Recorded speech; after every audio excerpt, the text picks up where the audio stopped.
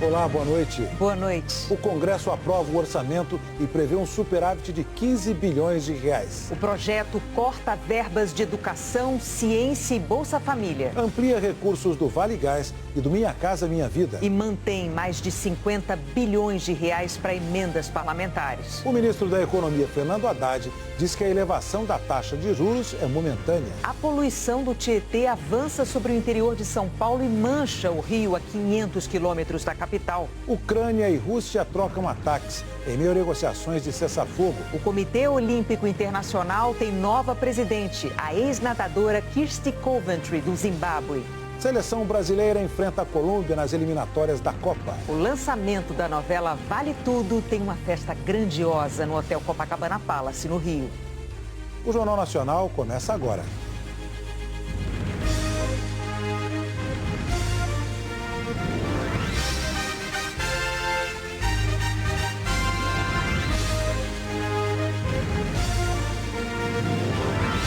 Inscreva-se no canal e ative as notificações para não perder mais edições.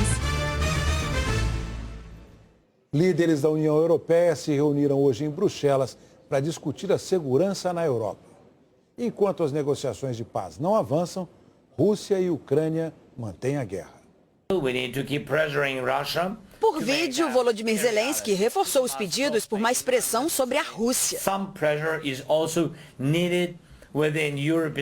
Mas também pediu mais pressão dentro da própria União Europeia. Uma crítica ao primeiro-ministro da Hungria, Viktor Orbán, que bloqueia a adesão ucraniana ao bloco de 27 países. Hoje, 26 assinaram uma declaração de apoio à Ucrânia. Só faltou a Hungria de Orbán. Faltou também uma resposta concreta a um pedido que Zelensky considera urgente: 5 bilhões de euros para munição. Numa visita a Oslo, Zelensky deu uma versão diferente da americana sobre a ligação de ontem entre ele e Donald Trump. Se os americanos querem tirar a usina de Zaporizhia do controle russo, investir, modernizá-la, é uma questão em aberto. Podemos falar sobre isso, mas definitivamente não discutimos a propriedade dela com o presidente Trump, afirmou. Segundo a Casa Branca, Trump disse a Zelensky que os Estados Unidos podem ser muito úteis na operação de usinas nucleares. A diplomacia americana foi além e afirmou que a propriedade americana seria a melhor proteção. A usina de Zaporizhia é a maior da Europa, mas está numa região ucraniana atualmente controlada por forças russas. Enquanto negociam, os dois lados continuam a trocar ataques. Um bombardeio russo provocou grandes incêndios durante a madrugada na região central da Ucrânia. Drones ucranianos atingiram a importante base aérea russa de Engels, onde ficam aviões capazes de lançar armas nucleares. Em meio a uma guerra que também é de versões, avançam os planos para uma rodada de negociações na Arábia Saudita. Ucrânia e Rússia confirmaram que na semana que vem, delegações dos dois países vão se reunir com representantes dos Estados Unidos. Mas não há previsão de russos e ucranianos na mesma mesa. Bombardeios israelenses deixaram mais de 90 mortos e dezenas de feridos em Gaza de ontem para hoje. Antes dos bombardeios, os moradores de duas cidades no norte do território receberam instruções para deixar a região. Terroristas do Hamas voltaram a disparar foguetes contra cidades israelenses. Em Jerusalém e Tel Aviv, israelenses protestaram contra o governo e pediram a volta do cessar-fogo. Donald Trump está completando hoje 2 meses à frente da presidência dos Estados Unidos. E desde o primeiro dia de mandato, vem testando e atacando o judiciário americano. Os juízes afirmam que têm se mantido firmes para defender o cumprimento das leis. Nos primeiros 60 dias de governo, Donald Trump testou os limites do poder executivo. Dezenas de ordens do presidente levaram a deportações em massa, a tentativas de fechar agências do governo e a demissões de servidores públicos. As ações de Trump geraram uma forte reação da justiça americana. E a mais recente foi há poucos dias. No sábado, o governo invocou uma lei de guerra de 1798. Fez isso para deportar mais de 200 venezuelanos acusados de serem criminosos. O juiz James Bausberg barrou. Disse que precisava avaliar se essa lei podia realmente ser aplicada a esse caso. E deu uma ordem para que os aviões com os deportados voltassem. Mas a Casa Branca não obedeceu. Donald Trump disse que Bausberg era um lunático e radical de esquerda e que ele deveria sofrer impeachment. O juiz tinha dado até hoje para que as autoridades detalhassem o que aconteceu. No final do dia, ele afirmou que as informações do governo, até agora, são lamentavelmente insuficientes. Para o professor de Direito Gustavo Ribeiro, a Justiça está agindo para defender o cumprimento das leis. Mas essas decisões de Trump aproximam o país de uma crise constitucional. Se não é uma ainda, estamos cada vez mais perto de uma crise constitucional, onde o executivo se mostra bastante combativo. Do ponto de vista mais analítico, é o poder executivo tentando se esquivar de responsabilidade e tentando marcar o território frente aos outros poderes, expandindo seu âmbito de competência constitucional, algo bastante complicado. O episódio levou a uma manifestação rara. O presidente da Suprema Corte, John Roberts, escreveu: por mais de 2 séculos está estabelecido que um impeachment não é a resposta apropriada a uma discordância envolvendo uma decisão judicial. O processo normal de apelação existe para esse propósito. No mês passado, a Justiça emitiu 15 decisões para suspender medidas da Casa Branca. O governo vem acusando juízes de abuso de autoridade. Trump alega que ele tem um respaldo popular pelo fato de ter vencido as eleições. Mas o voto não dá carta branca para o presidente. As democracias funcionam com um sistema de freios e contrapesos, em que cada poder regula o outro para garantir o cumprimento das leis. Na terça-feira, uma juíza federal proibiu o governo de barrar pessoas trans das Forças Armadas. Para ela, a medida ameaça violar a Constituição, que protege os americanos de serem discriminados. Num outro caso, um juiz federal suspendeu o desmonte da USAID, a agência americana que mais envia ajuda humanitária no mundo. O professor Gustavo Ribeiro explica que as disputas judiciais fazem parte da democracia. Nenhum juiz aqui nos Estados Unidos até então tem feito nada fora do que se espera do judiciário. Juízes indicados por democratas e republicanos igualmente têm defendido a ordem democrática, defendido a Constituição e, aonde cabível, rebatido, refutado, limitado as tentativas do governo Trump de ir além do que a Constituição permite. O pesquisador destaca a importância da justiça se manter vigilante. A democracia está funcionando? As instituições estão funcionando? Parece que sim, mas se elas vão continuar funcionando, dados os testes que Trump tenha submetido, o futuro dirá. O judiciário é a última linha de defesa. Importa saber se o Trump vai tentar atravessá-la ou não. Agora à noite, o presidente Trump pediu que a Suprema Corte restrinja a autoridade de juízes federais para que eles não possam mais emitir liminares de alcance nacional. São essas liminares que têm barrado a implementação de ordens e decretos presidenciais em todo o país. O Comitê Olímpico Internacional terá pela primeira vez uma nova presidente. O alemão Thomas Bach, que preside o Comitê Olímpico Internacional desde 2013, foi o responsável pelo anúncio do resultado. Mrs. Kirsty Coventry. Kirsty nasceu no Zimbábue, tem 41 anos e era a única mulher entre os 7 candidatos. Ela recebeu 49 dos 97 votos dos membros da entidade. Exatamente o número que precisava para vencer com apenas uma rodada de votação, segundo o regulamento do comitê. Kirsty Coventry quebrou algumas barreiras com essa eleição. Ela vai ser a primeira mulher, a primeira pessoa africana e também a mais jovem a presidir o Comitê Olímpico Internacional. Em 131 anos de história, o COI teve 9 homens no posto mais alto. Até agora. Kirsty disse que trabalhou nos últimos meses para mostrar aos membros os valores que ela carrega. E está grata por eles terem visto mais do que apenas gênero e de onde ela vem. A nova presidente do COI foi nadadora e é bicampeã olímpica. Ganhou ouro nos 200 metros costas em Atenas 2004 e Pequim 2008. Conquistou também 4 pratas e 1 bronze em Olimpíadas.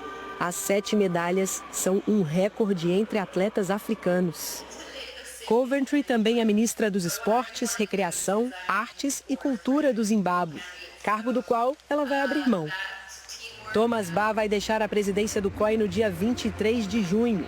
No dia seguinte, Coventry inicia um mandato de 8 anos, que vai ter as Olimpíadas de Verão de Los Angeles em 2028 e as de Brisbane, na Austrália, em 32. E as Olimpíadas de Inverno do ano que vem, em Milão e Cortina d'Ampezzo, na Itália, e de 2030 nos Alpes franceses. O esporte olímpico este ano vai começar uma nova era que já entrou para a história. A seguir, o Congresso aprova o orçamento do ano. E mantém mais de 50 bilhões de reais para emendas parlamentares. O ministro da Economia, Fernando Haddad, diz que a elevação da taxa de juros é momentânea.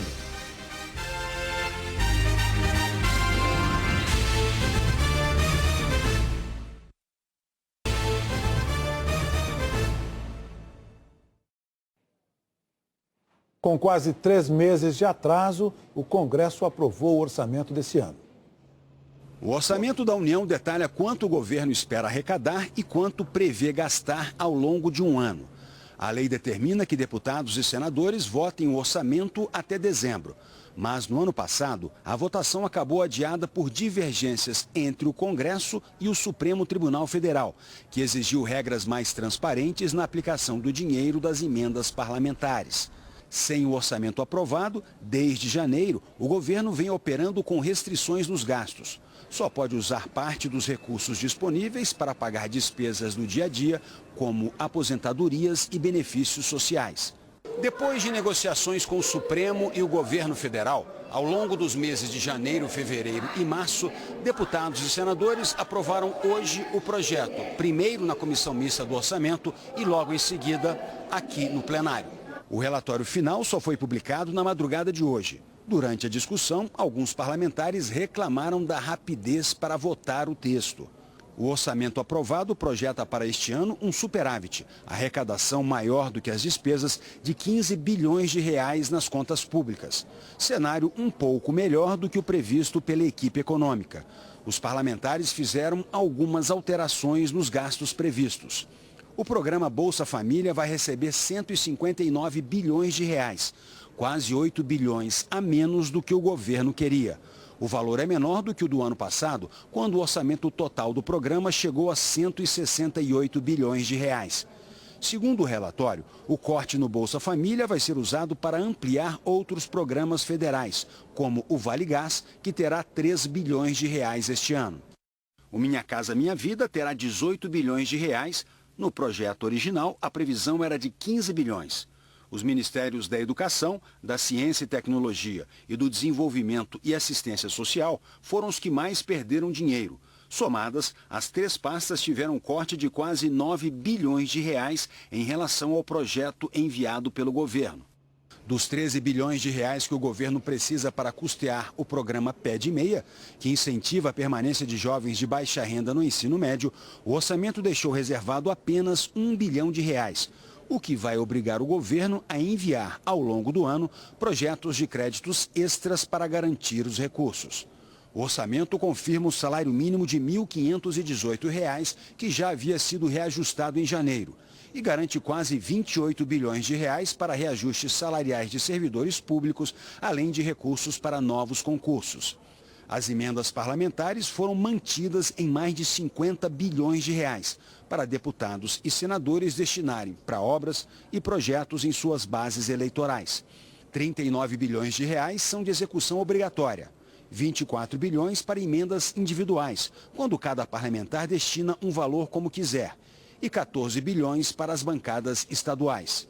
Já as emendas de comissão, que não são obrigatórias e dependem de liberação do governo, receberão 11 bilhões de reais. Essas emendas, indicadas por colegiados temáticos no Congresso, estão no centro do embate envolvendo o Congresso e o Supremo Tribunal Federal. O ministro Flávio Dino, do STF, chegou a suspender o pagamento dos recursos no fim do ano passado, por considerar que não era possível saber qual parlamentar indicou o repasse, nem conferir como os recursos foram aplicados. Um acordo entre os poderes definiu regras para dar mais clareza aos autores das emendas.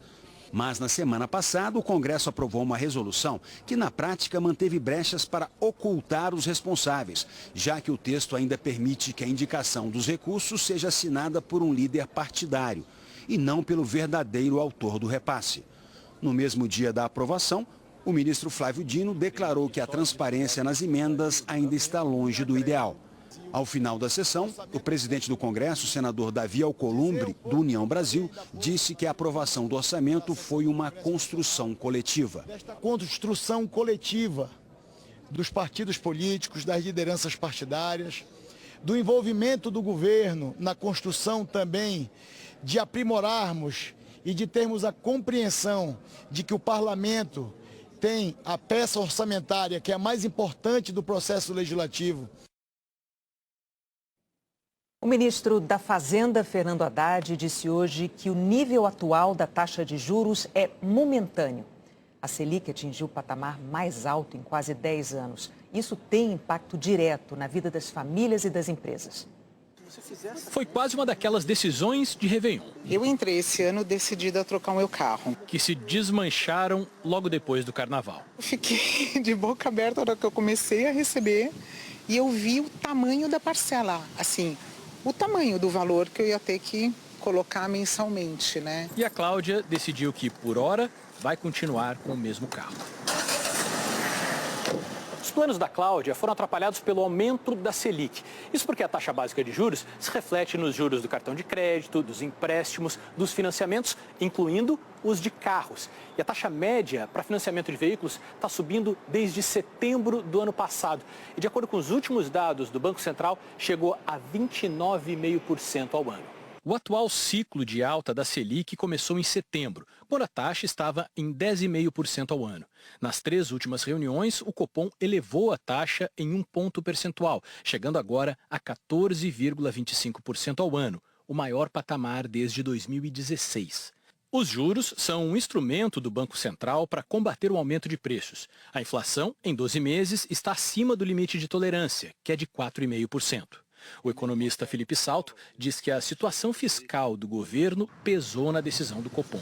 A questão fiscal continua a ser uma espécie de fiel da balança, porque o governo, ao mesmo tempo em que reforça o compromisso com a responsabilidade fiscal, anunciou, por exemplo, a medida do imposto de renda, que parece respeitar os princípios da neutralidade, ele também não conseguiu avançar de uma maneira mais intensa no ajuste de gastos públicos.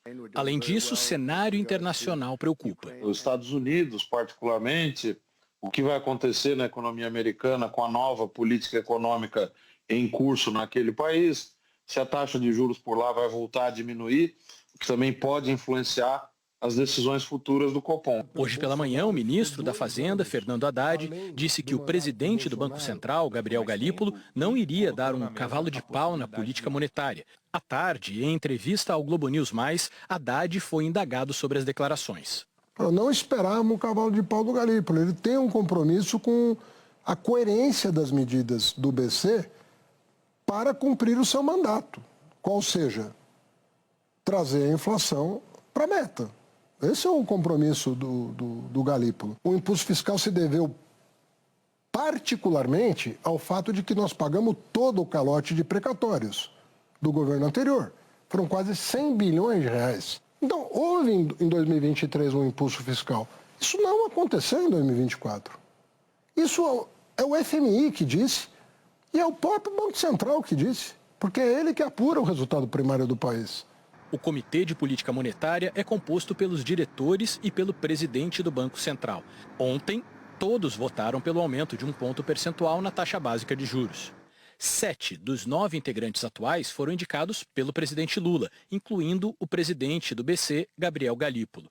2 diretores indicados pelo ex-presidente Jair Bolsonaro têm mandato até o fim deste ano. O ministro afirmou ainda que o atual nível de juros é momentâneo. Essa Selic é momentânea para corrigir um problema inflacionário que tem razões domésticas, mas tem razões externas também. Nós estamos com uma taxa de juros agora de quanto? 8, 9% acima da inflação? Você acha que você vai precisar de uma taxa dessa? A não ser que você queira asfixiar a economia, acabar com a economia. Não é esse o horizonte que está colocado. A professora de finanças da FGV, Cláudia Yoshinaga, diz que a alta de juros é importante neste momento. É desagradável manter elevar essa taxa, porque tem toda essa implicação em termos de custo do crédito para empresas, para pessoas físicas, mas, por outro lado, espera-se que com isso consiga controlar a inflação, manter o recurso do investidor estrangeiro no Brasil, estabilizar essa economia para depois, talvez, a gente perceber aí uma toada de queda dessa taxa de juros e a economia entrar nos eixos de novo. Os preços de 2 bebidas que fazem parte da vida dos brasileiros subiram muito além da inflação no último ano. A seca e o calor foram os maiores responsáveis por essa alta. Foi bem na fase em que os grãos começam a ganhar peso que o cafezal em Três Pontas, no sul de Minas, enfrentou uma onda de calor. As folhas amareladas e secas são sinal de que os pés de café estão sob estresse e podem render 50% menos esse ano nas contas do Guilherme. O café, a gente sabe que a temperatura ideal para ele é uma temperatura amena em torno de 23, 24 graus. E a gente chegou a ter aqui temperaturas de 32, 33 graus. Então isso prejudica muito o desenvolvimento da lavoura. Não é só por aqui que o clima afeta a produção de uma das bebidas mais populares do mundo. No caso do café, a gente tem um cenário adicional, que foi a queda da oferta do Vietnã em 2024, o que fez com que ao longo do segundo semestre do ano passado os preços já operassem numa margem maior. E tem ainda outro fator. Como a nossa moeda depreciou de uma forma mais rápida, em dólares o café brasileiro acaba ficando mais atraente para os compradores internacionais. A laranja também está crescendo menos com o calorão. E para piorar, uma doença, o greening, se espalhou por mais de 40% dos pomares de São Paulo e Minas, estados que mais produzem a fruta. A gente teve um problema de estiagem ao longo de 2024, isso fez com que a produção caísse cerca de 1%, segundo o IBGE, em termos de produção, em 2024 em relação a 2023, o que fez com que os preços aumentassem. Espremendo os números, o resultado é uma inflação que pesa no bolso de todo mundo. Para o consumidor, o café moído teve alta de 66% nos últimos 12 meses. A saca de 60 quilos mais que dobrou em um ano. Nesse mesmo período, a laranja-pera subiu mais de 21% e a lima quase 41%. É de azedar o refresco de qualquer um. E tanto a safra do café quanto a da laranja devem ser menores esse ano. Era bem barato, agora para tomar, quem toma todo dia vai ter que tomar um dia sim, um dia não e olha lá. A inflação de itens tão básicos desafia tanto quem está desse lado como do outro lado do balcão. Aqui nessa lanchonete, apesar da alta do café e da laranja, o cafezinho e o suco, 2 campeões de vendas, ainda não subiram. A estratégia para compensar o aumento de custos foi reajustar outros itens do cardápio. Nos últimos meses, tudo subiu um pouco para bancar os gastos, com os mais de 30 quilos de café e as 60 sacas de laranja consumidos todos os meses aqui. Se eu dobrar o preço de um café como dobrado para mim, eu vou vender para quem? Tem muito que fazer. Eu acabo aumentando outros itens do cardápio para conseguir suprir. A gente aumenta um refrigerante, a gente aumenta um pãozinho na chapa, a gente aumenta um comercial, que é o nosso chamado PF, né? Enquanto as contas fecharem, o cafezinho depois do almoço vai de cortesia para o cliente. Muito valioso. Então a gente toma degustando até o último golinho.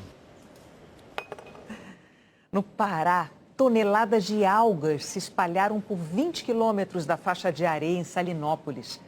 A praia do Atalaia, uma das mais famosas da região, está coberta de sargaço. Especialistas dizem que as algas podem causar irritação respiratória e atribuem esse fenômeno ao aquecimento das águas do oceano. O avanço da poluição transformou o cenário paradisíaco do Rio Tietê, no interior de São Paulo. Olha aí, olha o tanto de arraia. Esses vídeos foram gravados no último fim de semana perto da usina hidrelétrica de Buritama. Dezenas de arraias, que geralmente vivem submersas, aparecem na superfície. Um indício da falta de oxigênio no fundo do rio. Meu Deus, gente, o que está acontecendo com esse rio, cara?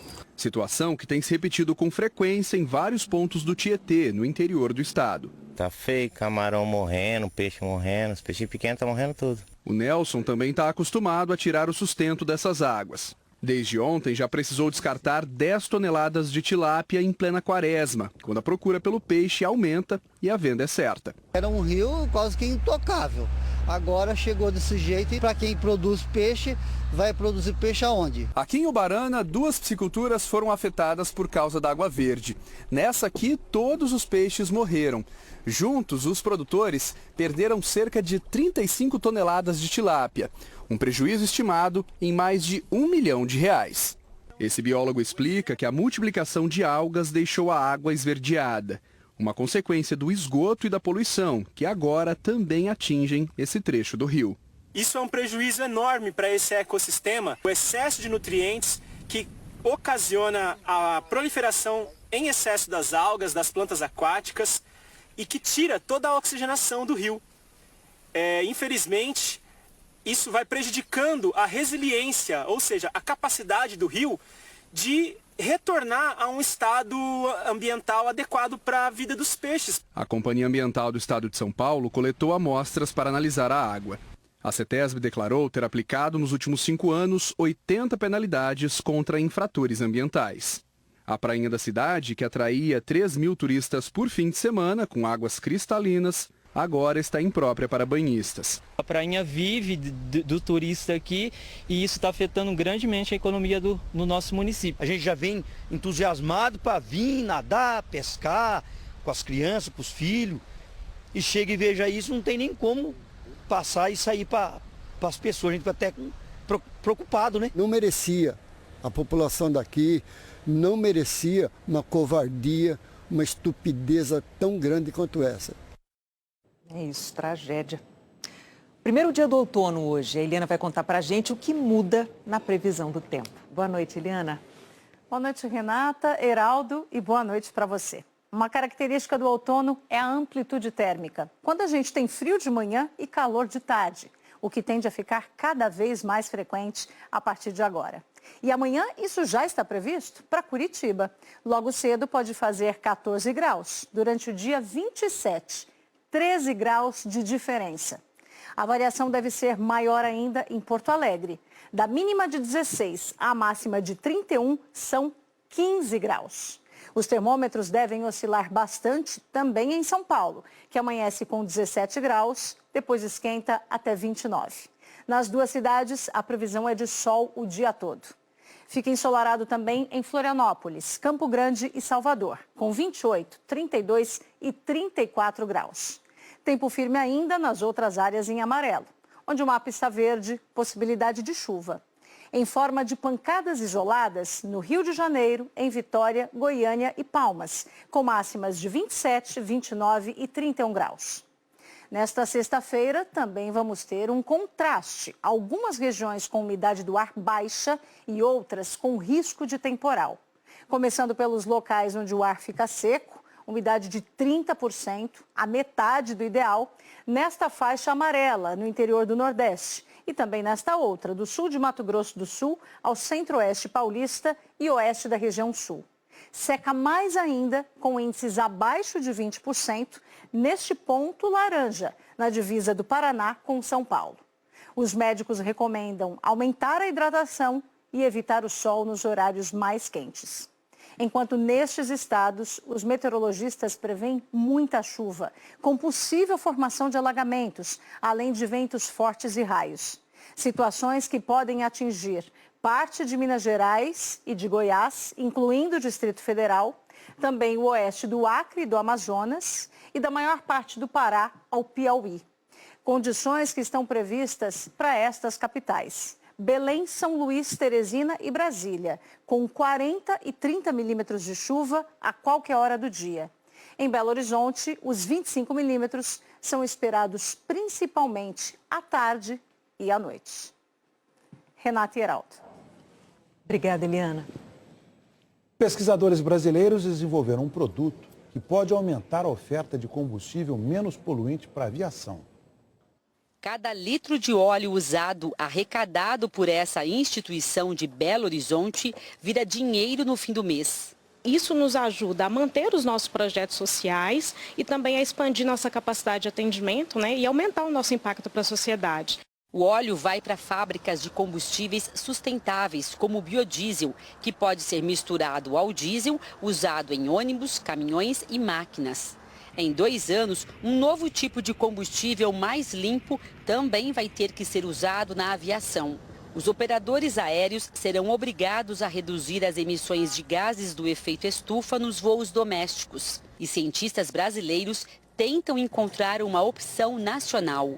Aqui no Departamento de Química da Universidade Federal de Minas Gerais, pesquisadores conseguiram desenvolver de forma inédita um catalisador que permite transformar vários tipos de óleo em bioquerosene para a aviação. Tecnologia que pode ajudar o Brasil a ter um futuro mais sustentável.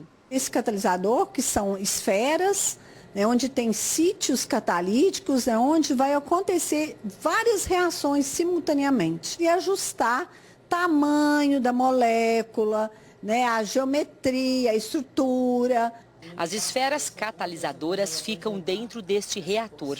Nosso óleo ele entra, existe uma bomba que vai aspirar, vai jogar aqui. Esse catalisador ele consegue converter esse óleo residual e aí ao final ele sai e é recolhido aqui embaixo. O catalisador é o pozinho mágico que auxilia nessa transformação. O que é interessante é que ele consegue processar diferentes matérias-primas sem purificação, o que deixa o processo mais simples e mais barato. O SAF, combustível sustentável de aviação, já é usado em quantidades pequenas em alguns países da Europa e da América do Norte. Da produção à queima, ele reduz a emissão de gás carbônico entre 70% e 90% em comparação ao querosene de aviação. A gente já tem a lei e a gente já tem a demanda. A gente ainda não tem o produto. O desenvolvimento de catalisadores que tornem esse processo comercial é de extrema importância. O Yuri é um dos pesquisadores do novo combustível e acredita que é um trabalho essencial para reduzir a poluição. Nunca imaginei que eu poderia fazer parte dessa nova história, a criar até mesmo uma nova matriz energética, então estou muito satisfeito com os resultados que essa pesquisa está levando. A seguir, a festa de lançamento da nova versão de Vale Tudo no Copacabana Palace, no Rio.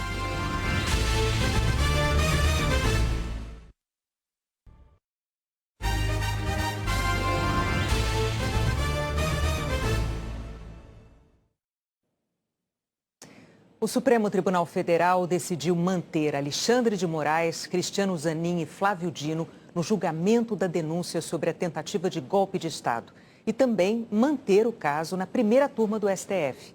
O plenário virtual analisou os recursos das defesas do ex-presidente Jair Bolsonaro e dos generais Braga Neto e Mário Fernandes, que questionavam a imparcialidade dos ministros. 10 ministros votaram para manter Zanin. No caso de Moraes e Dino, foram 9 votos para rejeitar o recurso e 1 voto divergente do ministro André Mendonça.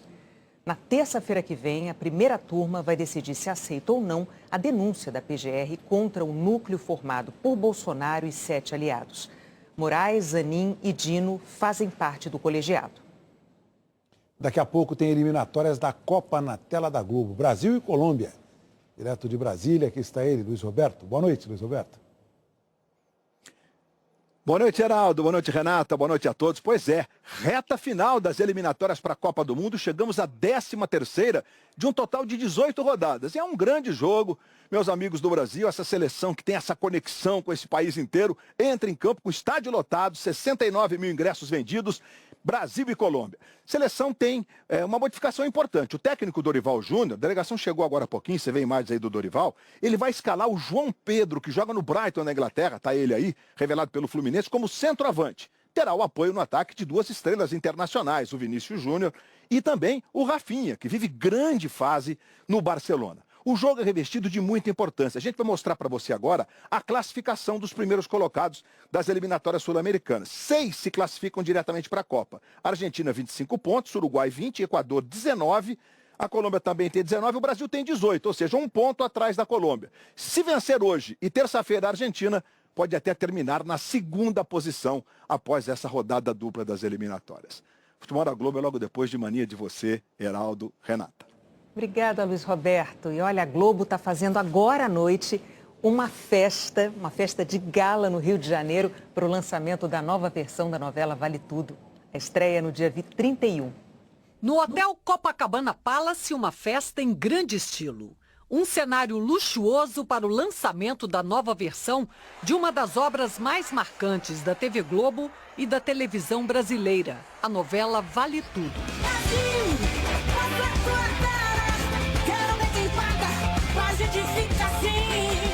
A novela, que estreia no dia 31 de março, está num ritmo intenso de gravações. Alice, pegando o copo de água com a mão direita. E Vale Tudo vai ganhando forma. Lucimar, eu falo uma coisa muito importante. As casas cenográficas retratam o perfil dos personagens com traços de cada um. Vale Tudo vai envolver o público com a história da filha que trai e rejeita a mãe pobre e passa por cima de quem for preciso para conseguir o que quer, ser rica. Não é porque eu fui pobre a vida inteira que eu tenho que gostar de ser pobre. Vocês conseguiram o quê com essa honestidade toda, todos esses anos? Essa casinha aqui, nesse fim de mundo? A atriz Bela Campos interpreta Maria de Fátima, o retrato da ambição sem medida. As pessoas vão ficar com muita raiva da Maria de Fátima, muita, muita, muita. Principalmente nessa relação com a mãe. Porque a Maria de Fátima tem um jeito de demonstrar afeto que é meio torto. Thaís Araújo vive Raquel, a mãe sofredora de Maria de Fátima, mas uma mulher que enfrenta a vida de cabeça erguida, sem medo. Minha filha vendeu nossa casa e foi pro Rio de Janeiro. Preciso encontrar a Maria de Fátima, eu sei que a minha filha está precisando de mim. Eu tenho fé que eu vou encontrar minha filha. No centro da trama, debates que o país acompanhou em 1988, quando a obra do escritor Gilberto Braga foi ao ar. No foco, questões como ética, honestidade, corrupção. Atualizar essa obra é um pouco olhar para nossa maneira de enxergar as questões que permanecem, as novas questões e a ressignificação de algumas que não fazem mais sentido. César, vivido por Cauã Raymond, é um desses personagens que reforçam a discussão. Ele personifica a ausência total de valores. Já saquei que pra estar bem a gente tem que dançar a música que tá tocando, senão você sobra na pista. Eu acho que o César fica confortável na vida simples, mas ele adora quando tá num momento de luxúria. Mas eles se conectam ali na doencinha dos dois, né, de que é subir na vida, né? A novela traz de volta nomes que durante mais de 3 décadas permaneceram nas lembranças de muitos brasileiros. Paola Oliveira vive Heleninha Reutemann, uma milionária que sofre com alcoolismo e é afastada do filho. Você venceu uma guerra, meu amor. Alcoolismo é uma doença e o tratamento é para sempre. Não é fácil. Mas eu preciso ser forte. Eu estou enxergando uma mulher para além dessa doença, para além do alcoolismo. Então, eu enxergo nas brechas uma mulher potente, vibrante, inteligente. Pode avisar que Odete Reutemann chegou. Heleninha é filha da vilã Odete Reutemann, interpretada nesta versão por Débora Bloch. Se eu tenho fama de carrasco, é porque vocês ainda não viram Dona Odete Reutemann. Quanto menos eu ouvir falar português, meu bem, melhor. Eu acho que a Odete Reutemann continua bem atual, infelizmente. Né? Uma mulher muito preconceituosa, que tem desprezo pelo próprio país, né? Mas, no entanto, vem para cá para ganhar dinheiro e despreza o próprio país, não se compromete, né, com o país. Essa é uma novela para muitas gerações. Ela traz um debate travado lá atrás e que continua atual. Vale tudo ou quase tudo para subir na vida? Em horário nobre, as dores e os amores que explicam as razões de cada um. É um desafio imenso, uma honra, a novela de 60 anos da Globo. Muito atual porque ela fala de ética, né? E sobre se é possível ser bem-sucedido sendo honesto. Uma festa para celebrar. Uma seleção de personagens inesquecíveis. Quem está no comando da Raquel é a alegria. A alegria, ela é uma mulher que ousa ser alegre apesar de tudo. Então é uma mulher que está olhando sempre para frente, porque é a alegria que faz a gente para frente. Pra subir na vida, meu amor, vale tudo. Agora tem Mania de Vocês, Seleção Brasileira. Depois, BBB e Jornal da Globo. Boa noite. Boa noite, até amanhã.